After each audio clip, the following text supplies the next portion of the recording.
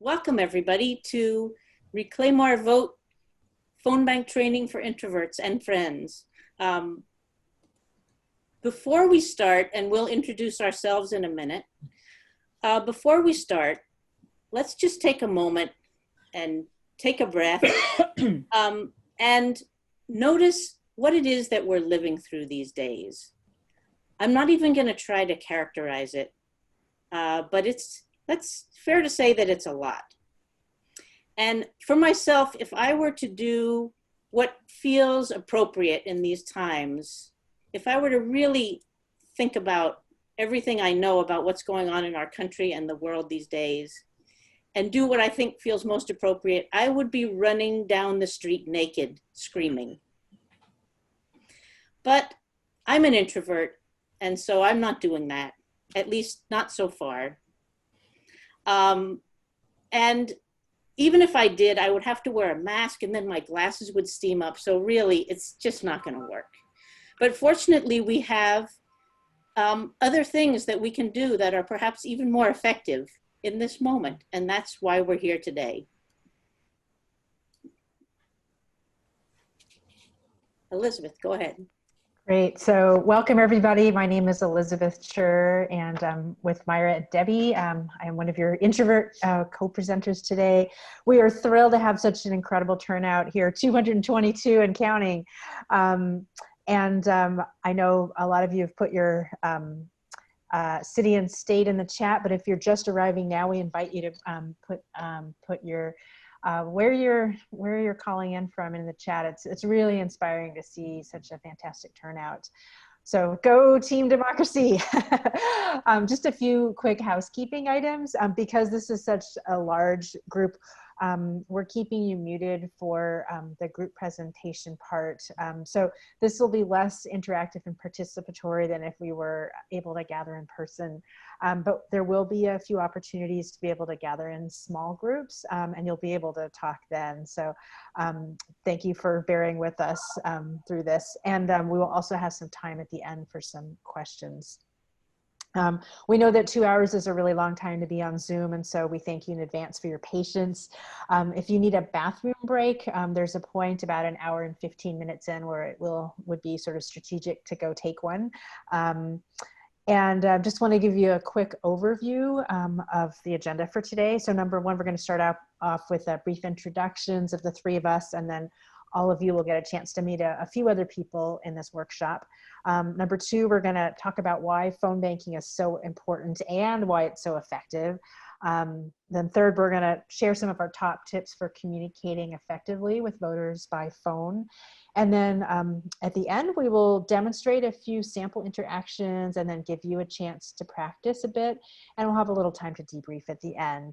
So we have three main goals for today. Number one, we hope that you'll come away with some concrete new skills, including getting to practice those skills.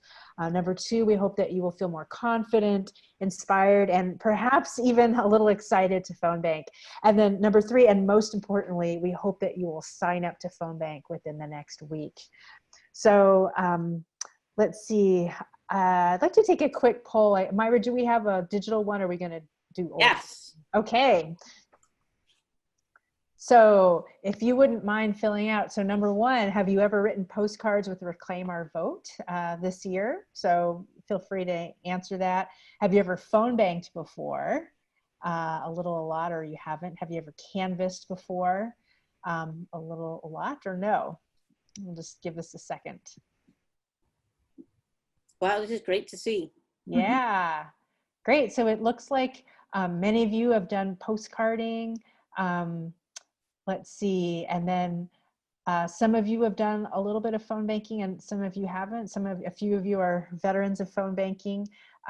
So we're great to have all of you here. And then canvassing, looks like some of you've done a little bit or quite a bit, and then some of you haven't. So this is great. We hope that all of you, thank you for responding, and we hope that all of you will get something out of this workshop, whether it's maybe just learning some good tips about how to get started or ways to improve your skills if you already have quite a bit of experience. So thank you, everybody. So now we're going to briefly introduce ourselves and talk about why phone banking matters to us. Debbie?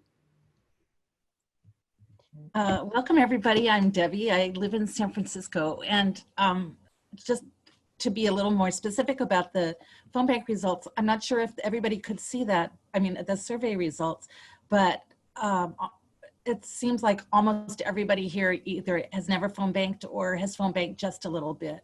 So I'm really happy that you're here today. It's really encouraging to see so many people determined to make a difference in our country in this upcoming election. Now, I'm an introvert and I don't usually seek out strangers to talk to, but in the months before the midterms in 2018, I felt overwhelmed with the need to do something about the state of our country.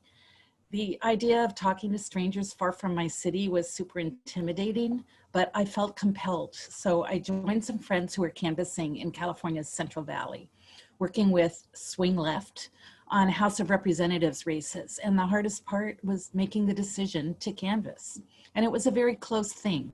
The results of the campaigns we were working on took weeks to determine as the last votes in California were counted. And a lot of those last votes that trickled in were physically driven or persuaded by folks like me. And our guys won by really just a handful of votes. So we learned that our work engaging with voters made a huge difference.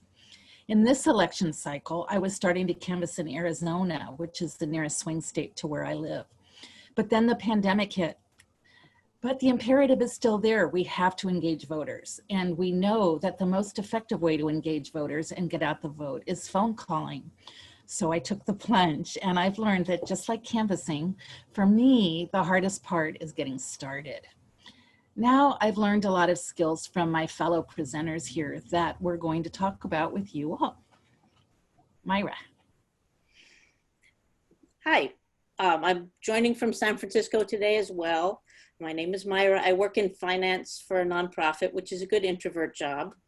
And I've always been an activist, but I've never much been involved in electoral politics. I'm one of those people who in the middle of 2016 thought, I don't much like Hillary, but okay, I'll vote for her. Compared to now, when what I think is, how can I do more to make sure this never happens again? So that's a bit of a change. But even then, phone banking and canvassing were things I thought I would never do. However, the first time I canvassed was 2 years ago for the midterm elections, again, like Debbie, in the Central Valley in California, and went door to door along with another person on behalf of congressional candidates there. And it was difficult, but it was also satisfying because as I went door to door, when people answered, I felt almost as if they were sitting behind their doors waiting for somebody to knock and ask them what did they think about what was going on in the country. And a lot of people had a lot of things to say. It felt like it was a public service just to listen and be present with what they had to say. And those are things I know how to do. If I could, I would be going door to door now, but not during a global pandemic. And to be honest, when it comes to phone banking, I am still reluctant. I tried phone banking a little bit in the past and failed painfully and miserably, and those memories are still with me. But a bit later, I'm going to tell you some stories about what I'm doing to overcome those obstacles. And now, Elizabeth. So for the last 13 years or so, my day job has been working as a medical writer, which is another introverted kind of job. And I've done about 800 interviews with doctors and scientists. And I've actually thought a lot about the art of conversing with strangers.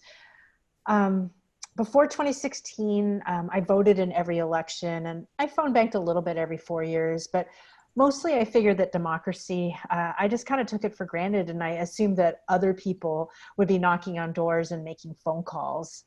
I don't know who these other people were, if they were elves or idealistic college students, but I just basically figured that they would take care of it.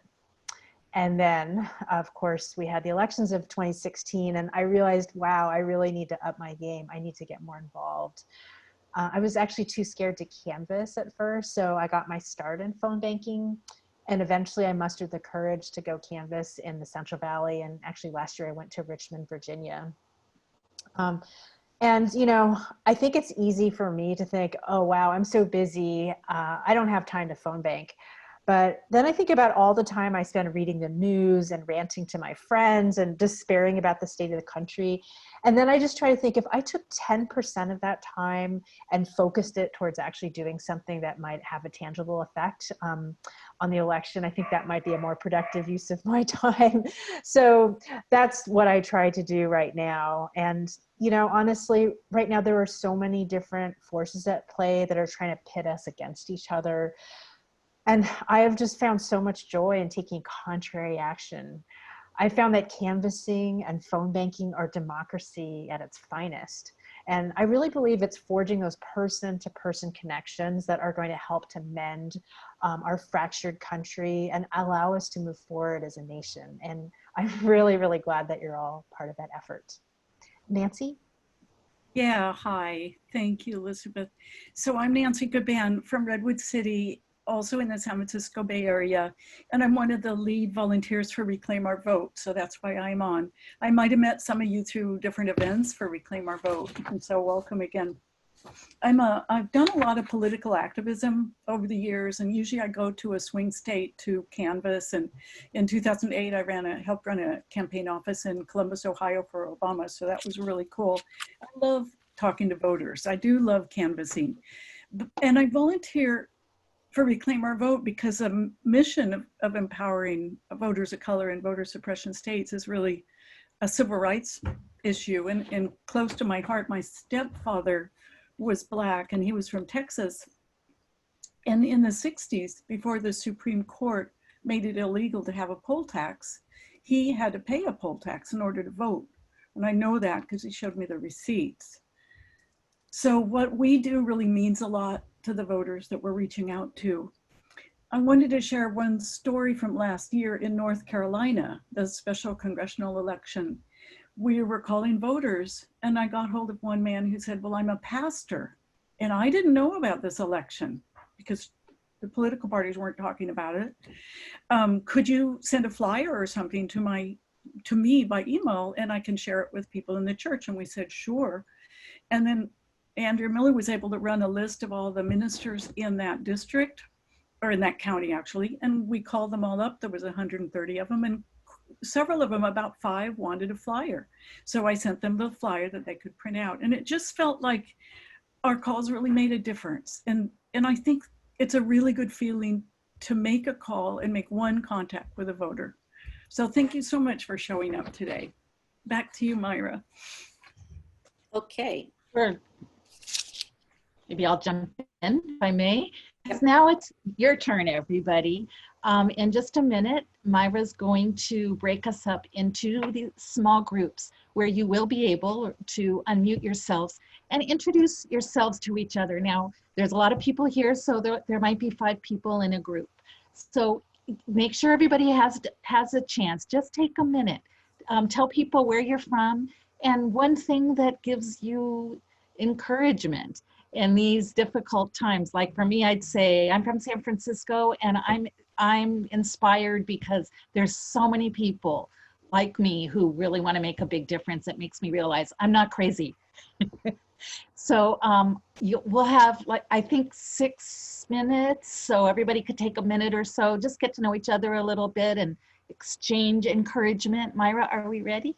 We are ready. Okay, here we go. I do believe people are back now. So the next thing we're going to do is give you a chance, even though you're muted, now we're going to use the chat. So you've heard from us about why we started phone banking, but there's also a lot of reasons not to phone bank that I know held me back for a while and might be holding you back. So use the chat and tell us what they are. Tell us what they are, what are reasons not to phone bank, and then we'll see if we can address some of those in the course of this session. Go ahead. I feel so intrusive. Lots of wrong numbers. There's so many people here. This is going to be hard to keep up, but we're worried somebody will yell at me. I'm afraid people are going to get mad at me. I have a foreign accent. What if I don't know the answers to what they ask me? I get tongue-tied. Oh, I could relate to that. I'm intimidated talking to strangers. I believe I already said that myself. I like this one. When I get tense, I sound more like a New Yorker. I'm not sure I can address that, but maybe somebody else here can. When you get a name you can't pronounce, I know that can be really awkward. It's hard to get started, makes me nervous. I don't know the rules in other states. Yeah. I'm worried about the technology. I'm worried that I don't know how to convince people of things. Yeah, I'm not good at convincing people of things. I never answer the phone myself. So why should I call in? What if nobody else answers? They'll think I'm a salesperson. Yeah. Having real solid information on voting rules would be a big help. That is absolutely true. I'm worried that people will use caller ID and call me back. And then you'd be on the other end. And what would happen? Do you ever get marked as spam? I suppose that could happen. People might get fed up with the calls. I won't be able to speak to their local concerns. I don't like political calls. I feel stiff.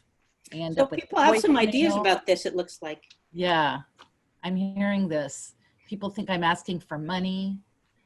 Karen has a suggestion, listening with care to what people say. See if I can find a gentle way to speak with to their concerns. There's a lot of inaccurate numbers. This is true. And we're going to talk about so many of these things in a little while. Can we use *67 before dialing so they can't call back? Absolutely. And a lot of people do that. A recurring theme. I hate to be called, so I don't want to intrude on others. Sounding insincere when the script asks us to sound sincere. I'll give you a preview of what we talk about. Practice helps you sound more sincere. Can you share data to convince that phone banking works? Well, I don't want to have to convince you, but yes, there is a lot of data, and we can share that.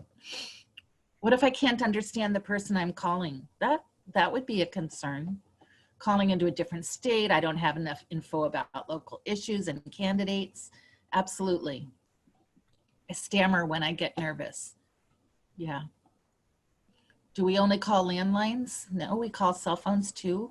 Whatever is on their on our records. Getting worn down by rude people as I have text banking. We're not going to talk about text banking today, but I have heard that some people have been very rude on text banking. Not a reason not to do it, but yeah. Okay. Anybody else? Well, Myra is going to tell us, start talking about some of these things, I think. Go ahead, Myra, please. Sure.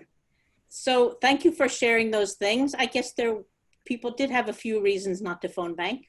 And part of the reason that we're going to be able to address a lot of these concerns today is that they're shared with lots of other people. The things that you've said, lots of us feel, including your introvert presenters ourselves. So remember that I said I'm a reluctant phone banker, introvert. And yet, I know that having actual conversations with voters and potential voters is the most effective way to invite them to get engaged. And that means either canvassing or phone calls. And as I said, we're not going door to door during a global pandemic. So a few months ago, I signed up to Phone Bank. And I woke up that morning and my first thought was, shit, this is my day to phone bank. And then as the time got closer, I thought, is it too late to back out? And then I logged into the Zoom call and there were a whole bunch of friendly faces, much like yours. And I thought, I guess I'm one of those friendly faces now. And there was a brief training on the phone bank and it was over, and so I made some calls. And to be perfectly honest, it was hard. And I felt terrible. I felt like I had failed. For hours afterwards, my friends had to talk me down. It was not pretty. But the next week, I tried again. I made 25 calls. I talked with 3 people, and I recruited 1 volunteer, which is gold. And not only that, I survived. So that was a start. And what I learned from this was 3 things. Number 1, no matter how much I prepare, and introverts love to prepare, this is what phone banking looks like for me.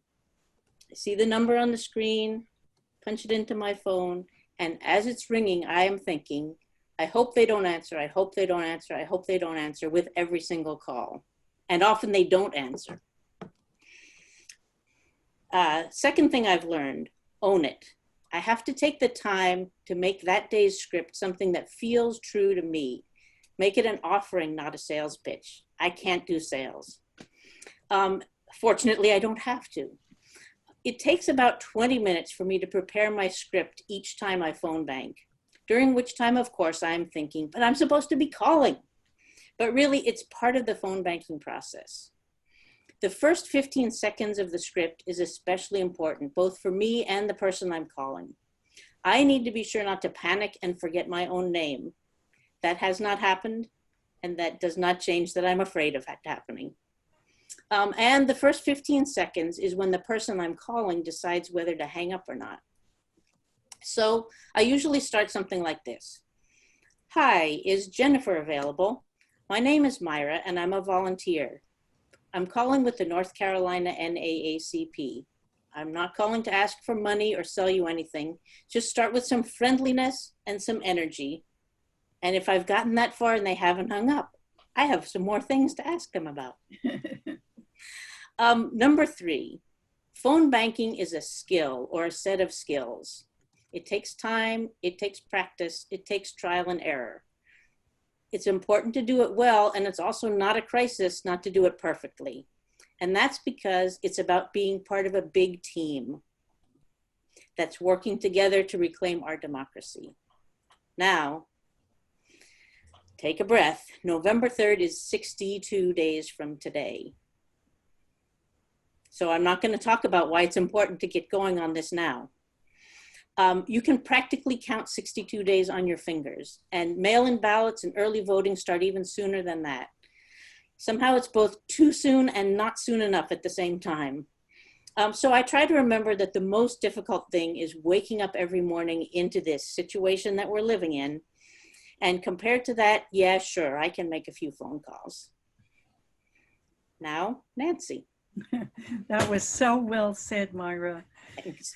Yeah, so the goals of the phone bank that we're doing for Reclaim Our Vote, again, everyone who's written postcards knows they're nonpartisan, and we're reaching out to voters of color in our voter suppression states.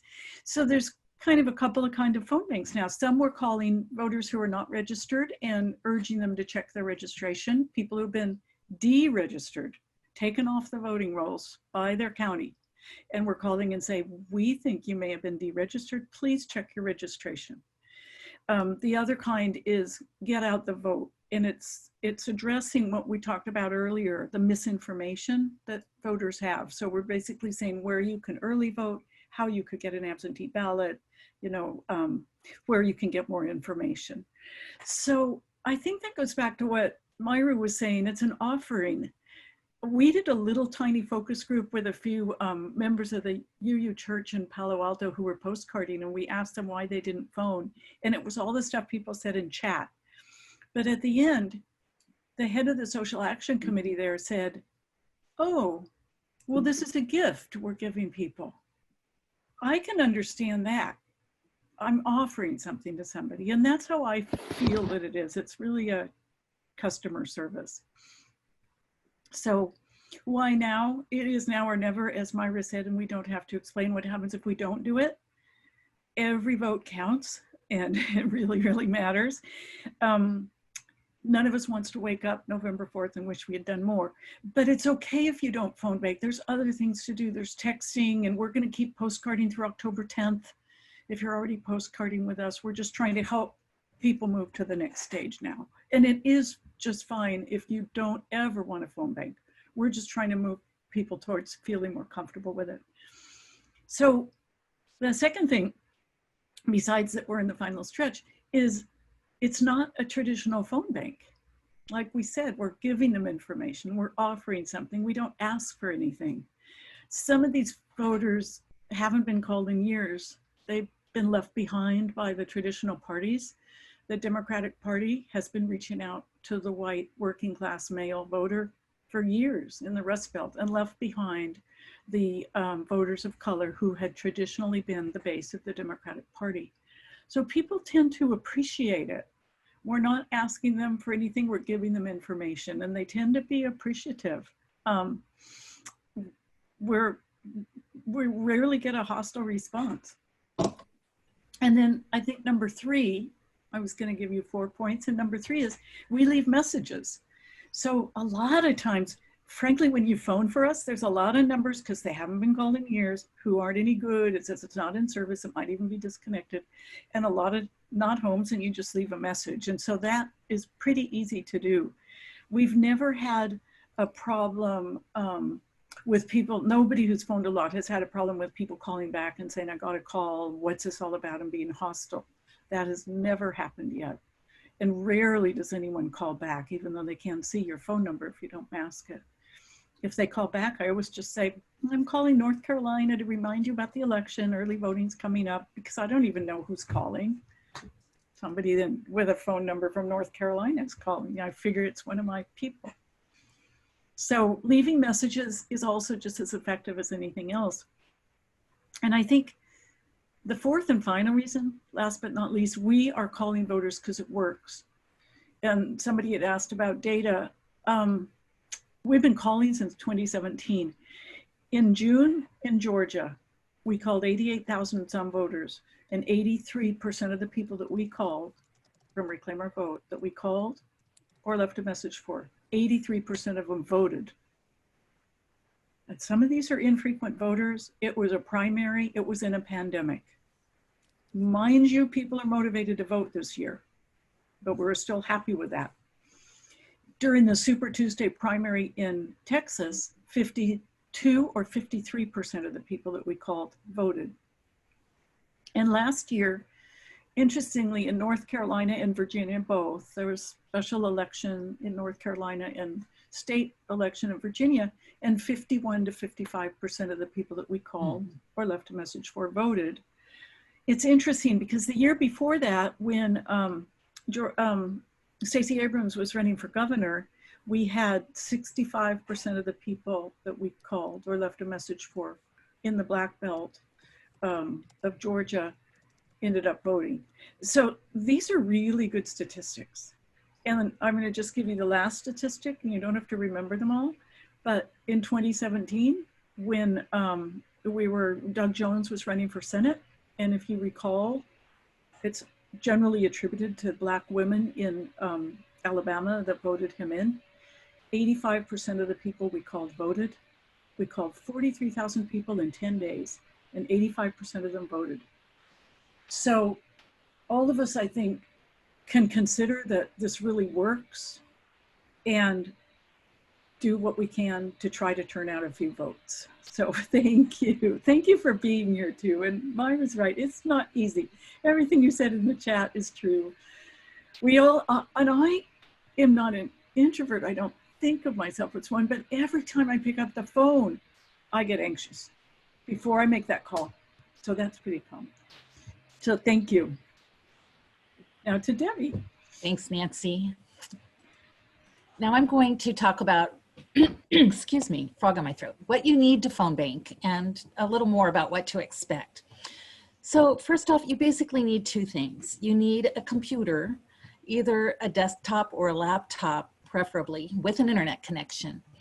And also you usually need a phone to make phone calls. Now some campaigns use auto dialers that don't use your own phone, and you'll get instructions if that's the case. You'll use the computer for the phone bank program that you'll be instructed how to access on the internet. And that program will give you all the information that you need about the voters and the script and so forth. Tablets don't always work as well for phone banking, so if you have an option of using a desktop or a laptop, we recommend that instead of a tablet. Also, some people find a headset with a microphone for your phone can be really helpful to help you concentrate and just to hear better.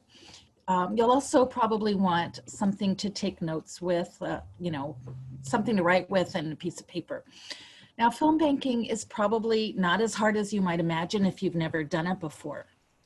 For one thing, and all the groups that phone bank will do this, they offer a training beforehand.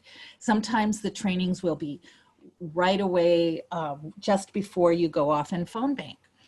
At the trainings, they'll tell you about the lists of people you'll be calling, where the lists come from, and what you're asking them. Something like what Nancy was just describing, except there'll be a lot more details. The way the training works, on your computer, you'll go to a Zoom room and the phone bank leaders will be there in the Zoom room like this throughout to help you. And they might send you off to phone bank and ask you to report back at a certain time, or maybe it's not always like that. It's sometimes after your first training, you're free to go off on your own and make calls whenever you can within a certain time frame for whatever the time zone is that you'll be calling. And that's true with Reclaim Our Vote. After the first time, I think you're encouraged to go off and do it whenever you can fit it into your schedule. You should prepare yourself for a lot of logistics for the first time you're doing your training and you're doing your phone banking. You'll be directed, as I mentioned, to a special website where, if you haven't already, you'll create an account and you'll be instructed how to do that. And then you'll sign in, and this is where you'll find the list of people to call and the script and the places to enter the information you find out in each call. Now, the people will pop up one at a time when you're making calls, and the computer program will provide information about each one, their name, and usually information such as their age, their sex, their party affiliation, if they, depending on the state, their address, their county, their polling place. This is public information. It comes from the voter rolls. And you'll make the call for that person on your list, and then based on what response you get or lack of response, you'll mark the screen with the appropriate response, and then you enter, and then the next person will come up. So when you're making calls, the quality of conversations, not quantity, is the goal here. So take it at your own pace. Now, if the campaign's working with auto dialers, you won't be using your own phone number. The calls will look like they're coming from another number. You might not, as I mentioned, you might not even be using your phone. It might all be done on the computer, and you'll get training to tell you how that dialing works. There are several things in the chat about using your own phone number. And so if you don't want to, there are some options.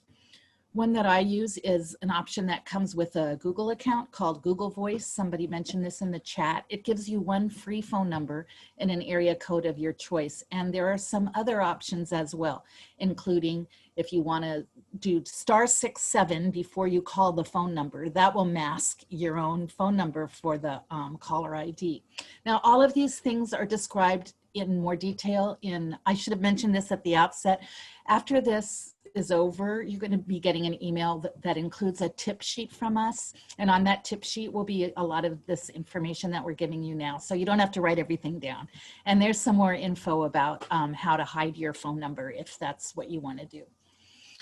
Now, we've talked about a script. You'll always have a script. And if thinking about a script turns you off because you like to use your own words, and there were some concerns about that, sounding too scripted, that's okay, because what's really important is making the script your own. And that means taking time in the beginning.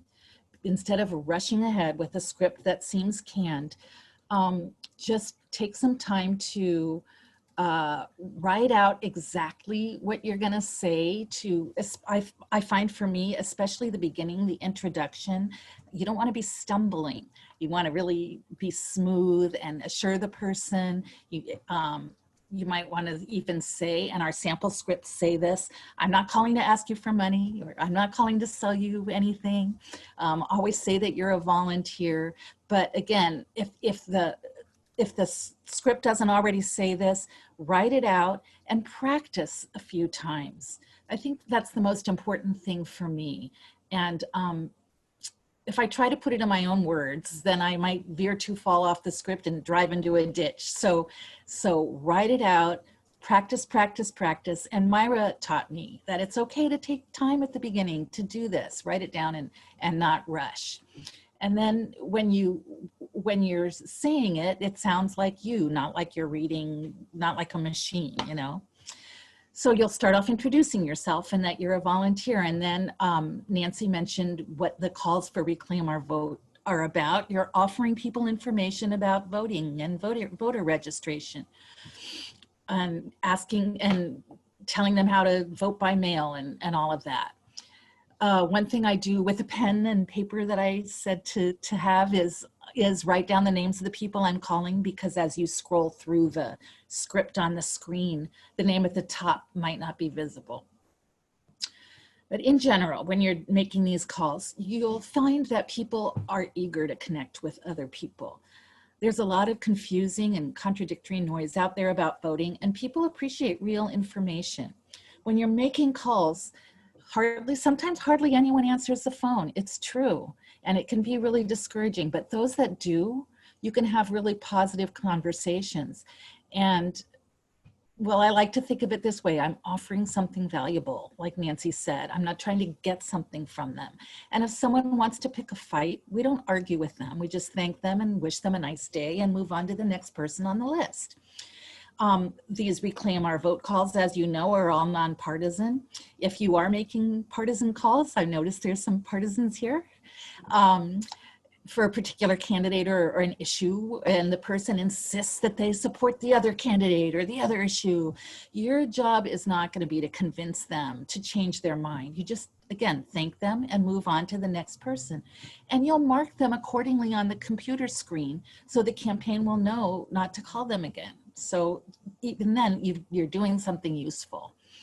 Now, several people on the chat expressed concern about not knowing enough about the places you're calling.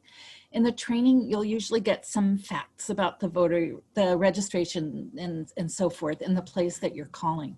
Reclaim Our Vote has really good resources on their website that you should have open on your computer to refer to if you need to. And one person in the chat mentioned there's so many different voting resources and it gets a little overwhelming. So again, take the time beforehand to figure out what's going to be useful for you. Have that open on your website. You don't need the rest. And if someone asks you a question you don't know, just offer to send them the information. Chances are they'll be very grateful to have it. If you get a lot of hangups or disconnects, don't be discouraged. A return rate of, say, 10% is really great. If you get one conversation, that might be one new voter who you've engaged with, that's a success. And you'll be leaving messages with the information so you'll reach even more people than you know, maybe more than one in a household. If you can only make phone calls for half an hour or an hour, don't feel bad. That's great. Every minute that we spend reaching out to voters goes in the plus column. And if you can't understand them, they only speak Spanish or another language and you can't speak that language, that's okay too. You'll be noting that on the computer screen and someone else will call them back who can speak with them. So I hope that answers some of your concerns. We'll talk about more of them.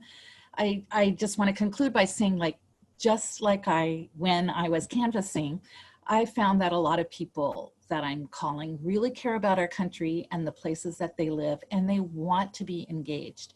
And in some places, even more people are answering their phone than usual because they're stuck at home. So I have found that phone banking for me is really worthwhile. And now, Elizabeth. Thank you, Debbie. As Myra and Debbie have mentioned, phone banking is really the best voter engagement tool that we have right now during the pandemic. And you may think one person sitting at home making calls alone isn't going to make a difference. But I'm here to tell you that it does. I know we're not here today to talk about specific candidates, but just as an example, I'll mention that in 2018, TJ Cox, who was running for Congress in California's Central Valley, flipped his seat by only 862 votes. And in 2017, the Virginia House of Delegates, which is their state assembly, the vote was tied, and they actually had to flip a coin to decide which party was going to control that house. I try to keep all of this in mind when I'm phone banking, and I'm getting lots of disconnected numbers and voicemails and the occasional person hanging up on me. But every hour, I might have one or two juicy conversations with voters. So last November, it was the night before the statewide elections, and I talked with this guy named Rashad in Virginia. I was actually out canvassing, but this could just as easily have been over the phone.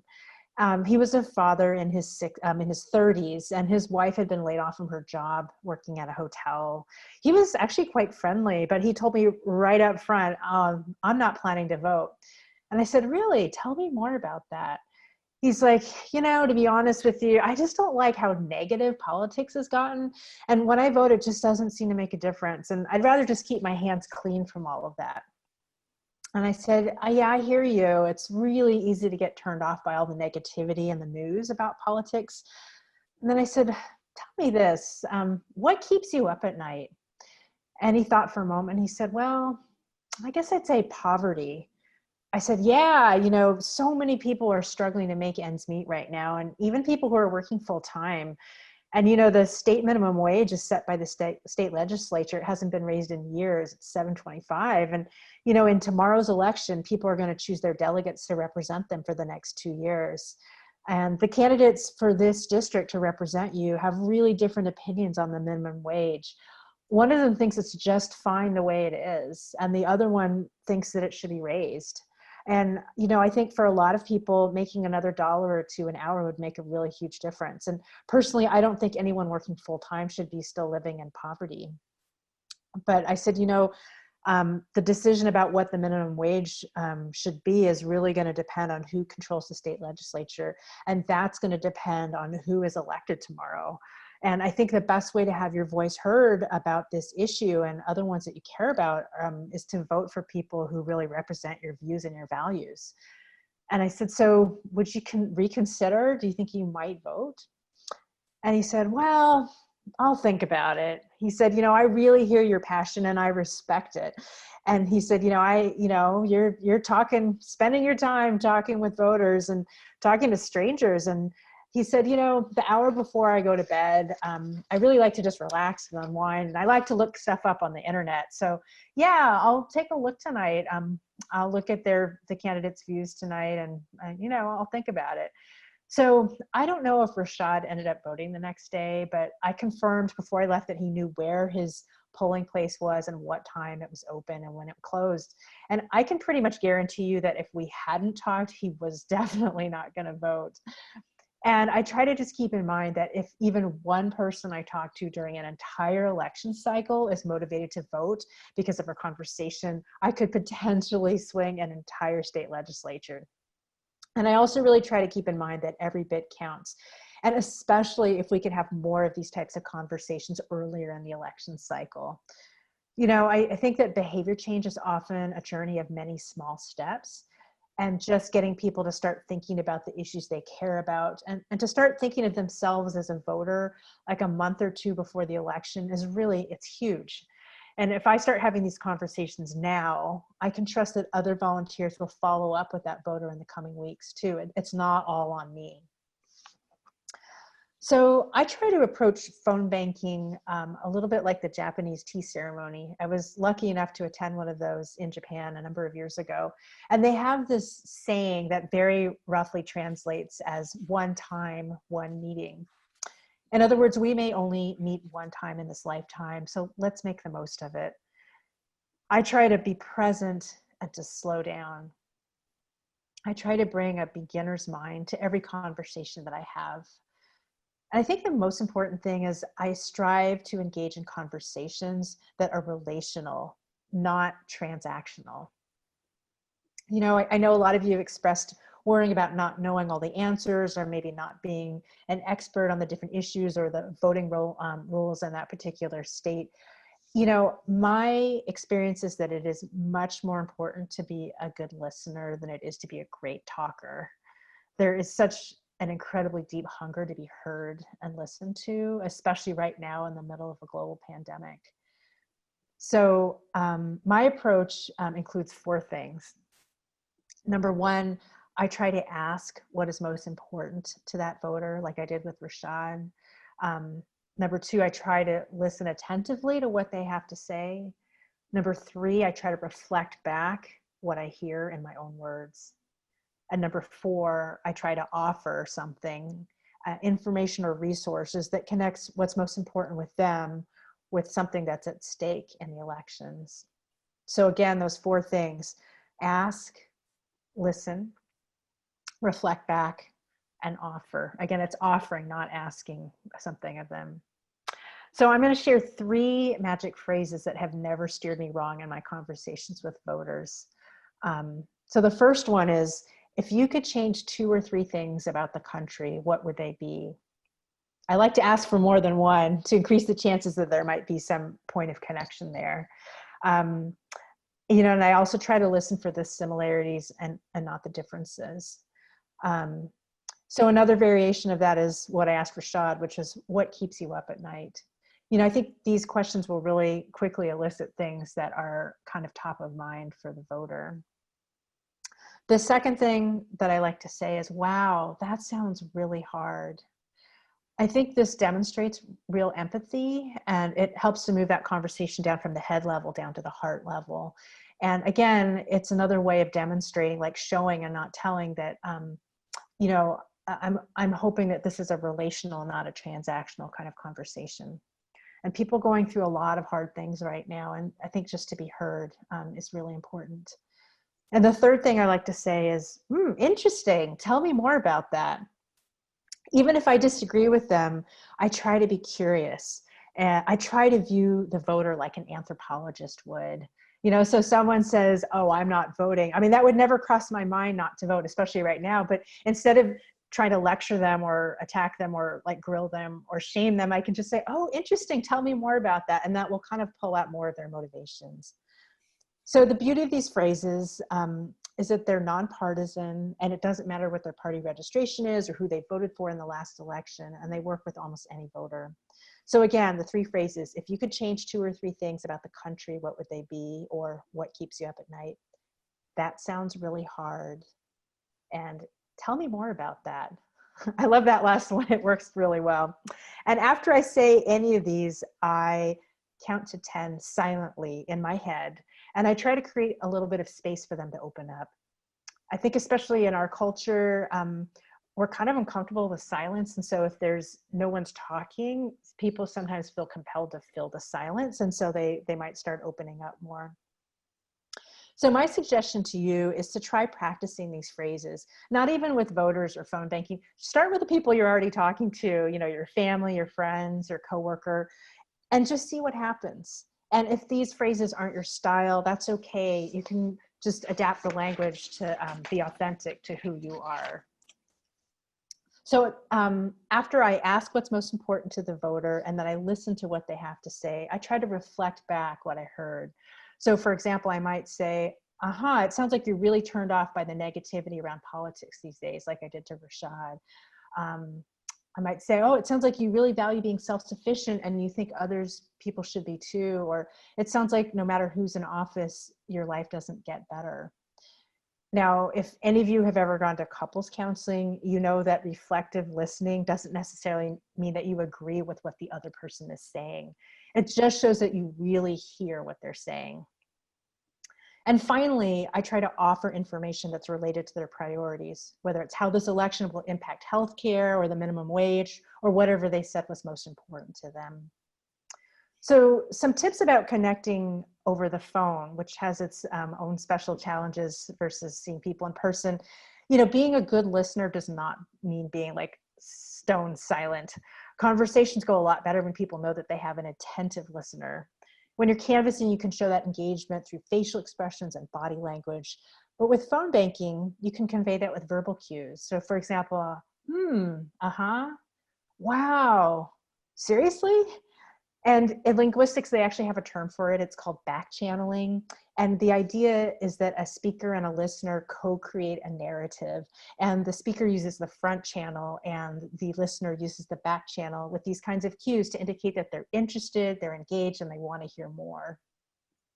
You can also convey warmth and empathy by smiling, by exaggerating your facial expressions, by nodding in agreement, talking with your hands.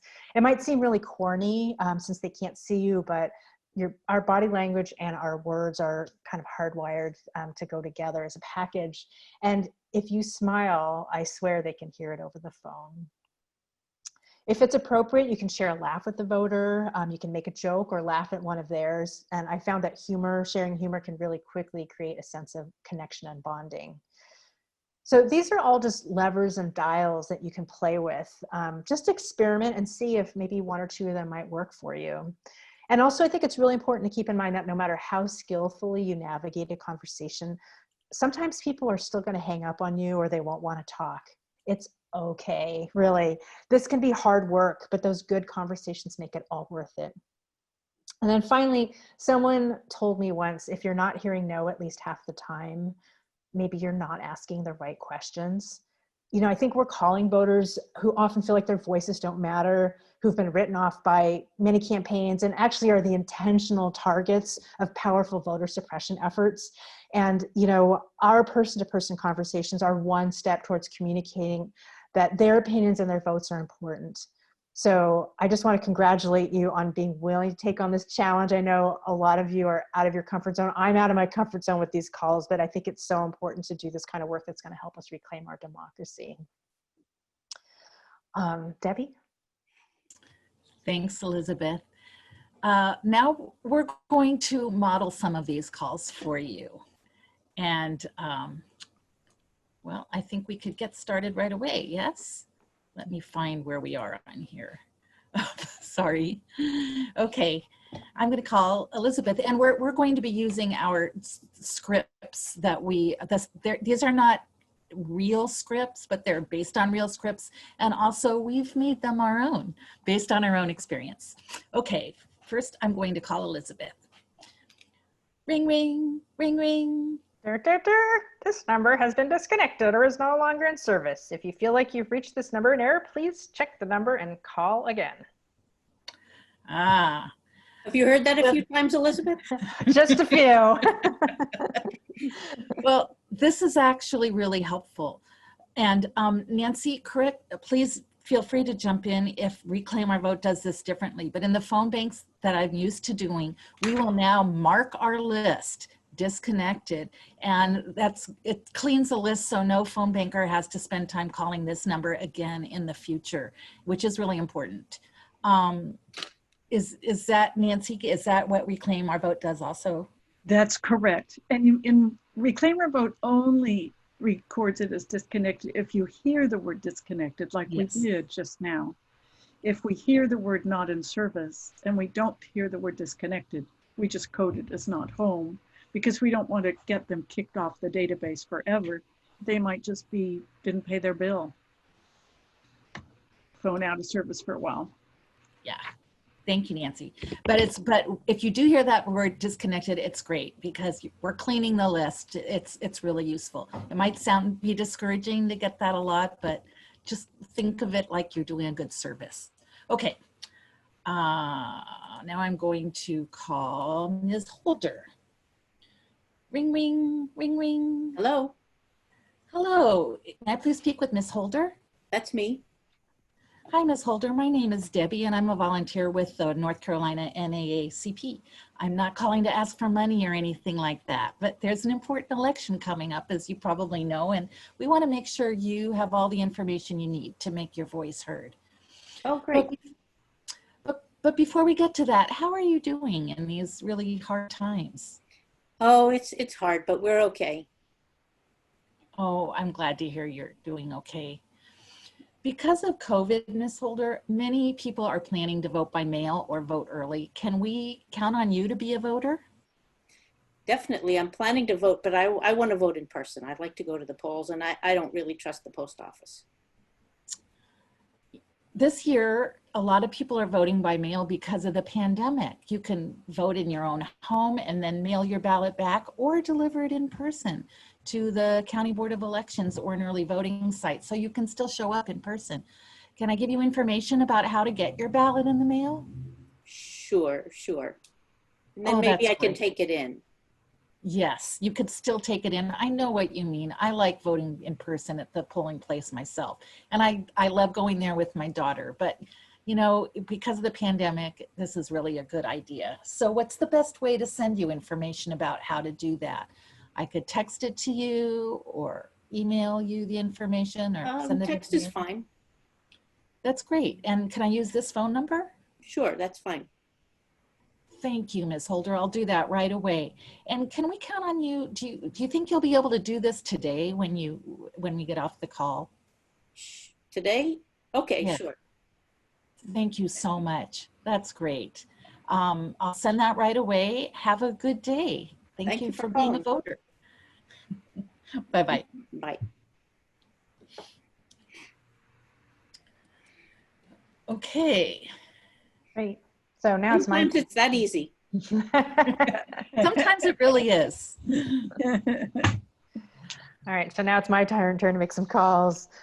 Ring, ring, ring, ring. Hello, Hi, may I speak with Ms. Vernetta Jones, please? that's me. Hi, my name is Elizabeth, and I'm a volunteer with the North Carolina NAACP. Wait a minute, honey.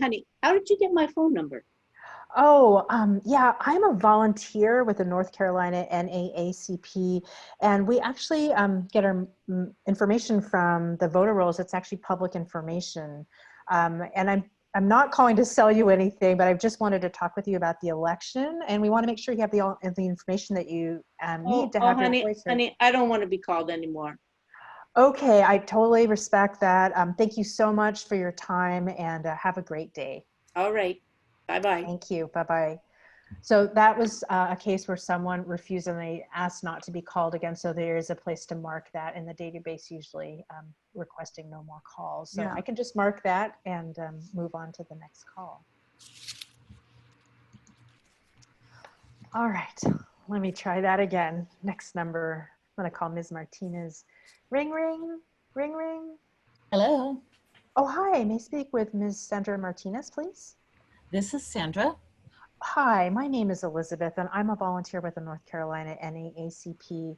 I'm not calling to ask for money or anything like that. There's a really important election coming up, and we want to make sure that you have all the information you need to have your voice heard. But before we get to that, I just want to ask how you're doing in these really difficult times. Well, thank you for asking. I'm okay, but to tell you the truth, my daughter is not okay. She lost her job, and I'm just really worried about her and my grandkids. Oh, wow. I'm so sorry to hear that. That just sounds so difficult, especially in the middle of a pandemic.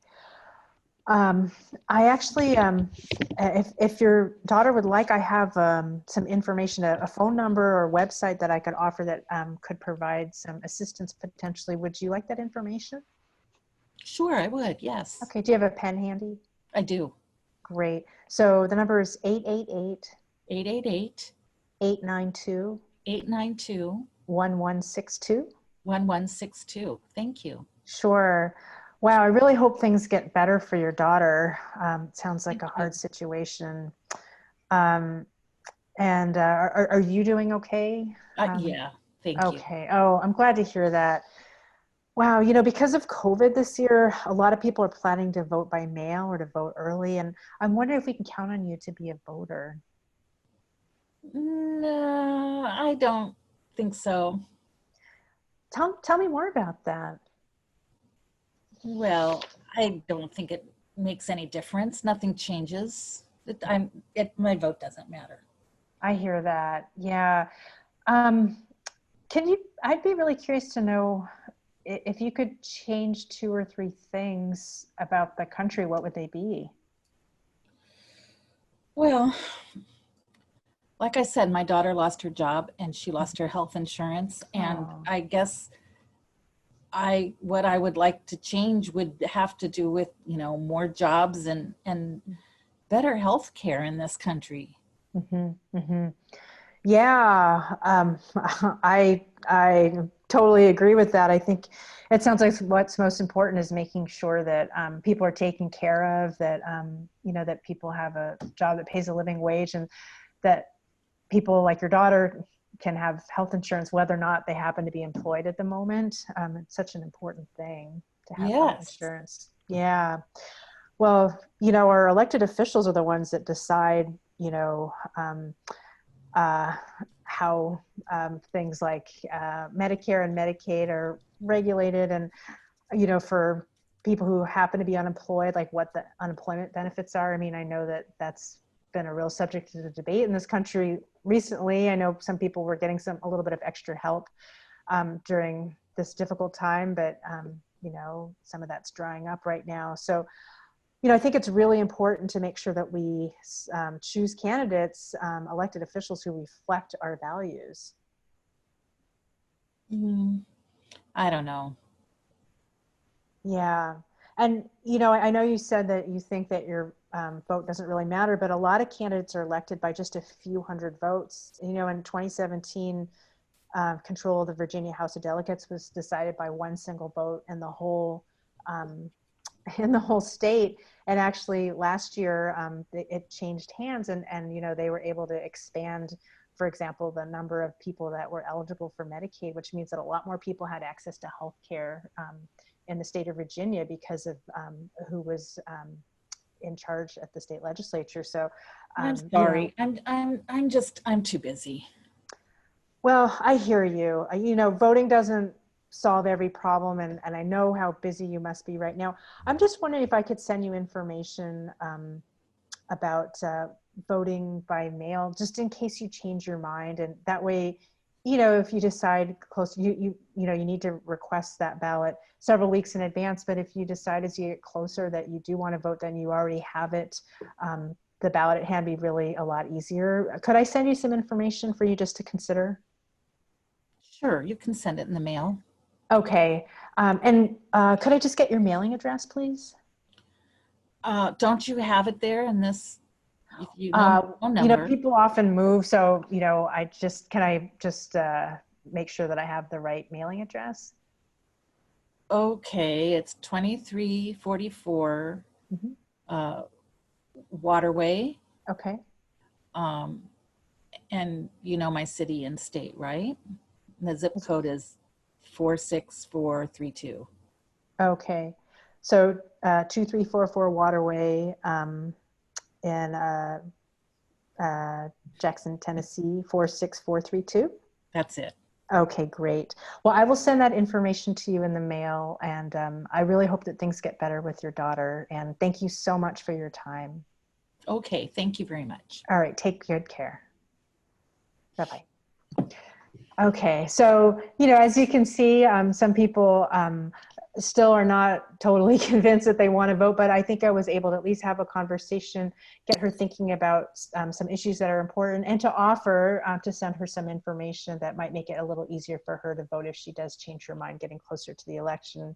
I also just want to mention that, sometimes when we're asking how people are doing, if someone just died in their family or something really hard happened, we aren't going to necessarily push really hard about voting at that point. But one thing I could suggest is just offering to send them or text them some information and just say, when the time is right, maybe you could take a look at it. So we want to be sensitive to where people are at, but also just, again, offer resources for them.